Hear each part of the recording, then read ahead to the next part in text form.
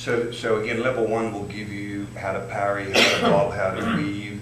You'll learn how to throw a jab, how to throw an uppercut. In other words, that's establishing the tools in level one. Well, right, level one is actually with. teaching you all your defense, which is bobbing and weaving, faking and feinting, body blocking. It's teaching you all your defense of learning how to get away from kicking and striking the elbows and knees. Is teaching you how to get away from it.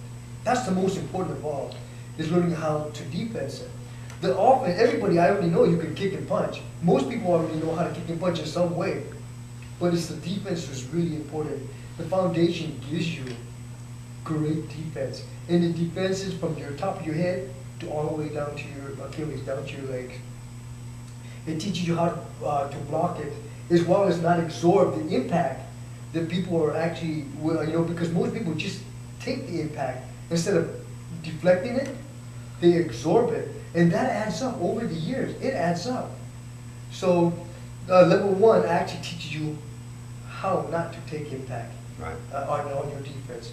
And at the same time, it teaches you learning how to use offense. All your punching and your kicking, using all your tools, learning how to strike, but strike it properly without overextending, without pulling anything, without popping.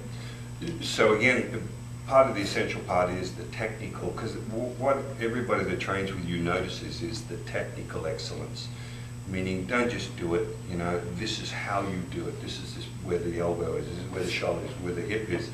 And we talked about this, the value of that, right, is for the longevity of what you're doing. Right.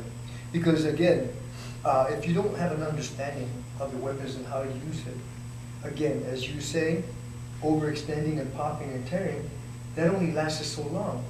So the idea of learning how to strike properly, to a point where you're having not only leverage in direction and angles and learning the gapping, so that way you don't overextend something and end up pulling.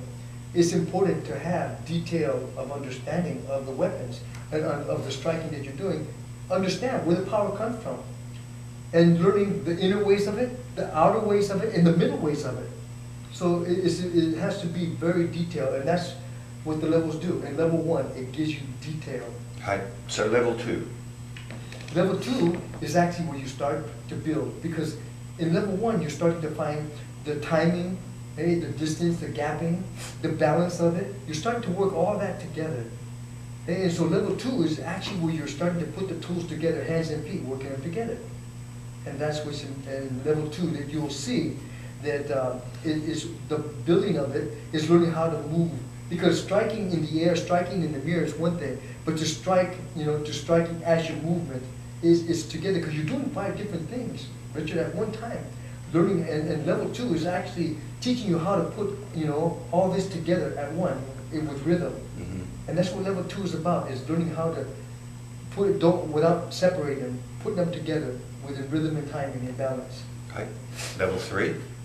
Level three is where it's time to where you're actually working contact. You're actually making contact, and what I call glazing to carry water, because now there's a threat. In level three, when there's a threat in front of you, if you don't move, you get hit. That's a threat. If you don't block it, you get hit. That's a threat. And so level three is about actually putting a threat in front of you, so you start to, when somebody starts to threaten you, all the emotions start to come up. Everything under your bed, in your closet, starts to come forward. Okay? And level three is where you're starting to get used to being glazed. Okay? So because it's important that you have to have an understanding so you don't take it personal when it does come up. So to understand, now you're talking about getting an actual partner, putting the combinations, teaching sequences, but with the reality of a certain amount of contact. That's right, because you have to start off by, in the beginning of level three, you start off by yourself understanding, learning how to put the striking together and kicking together. But then it's important that you have an opponent that is actually striking at you, because that's a threat. When you have somebody in front of you, now you have somebody that is actually trying to hit the target and you're getting out of the way. And at the same time, you're trying to hit the target and be accurate.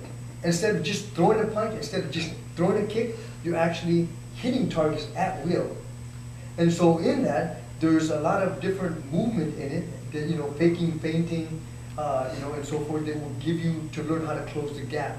So I believe at level 3, you're learning actually how to work on, and what we call gapping is a 3-foot safety, a 2-foot kicking, a 1-foot punching, and anything closer than that is elbows and knees and clinching, arm bar, standing chokes.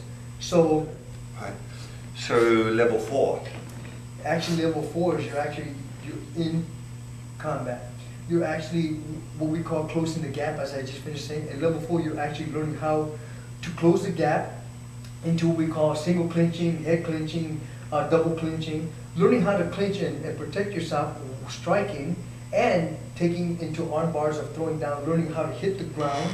Okay, so you'll be doing a lot of groundwork, because it's important, because in this we're doing judo, we're doing a little aikido, we're doing jiu-jitsu, all at one time. You're learning how to get close together on a standing position, not on the ground, but standing, learning how to actually do arm bars, standing chokes, and takedowns from a standing position.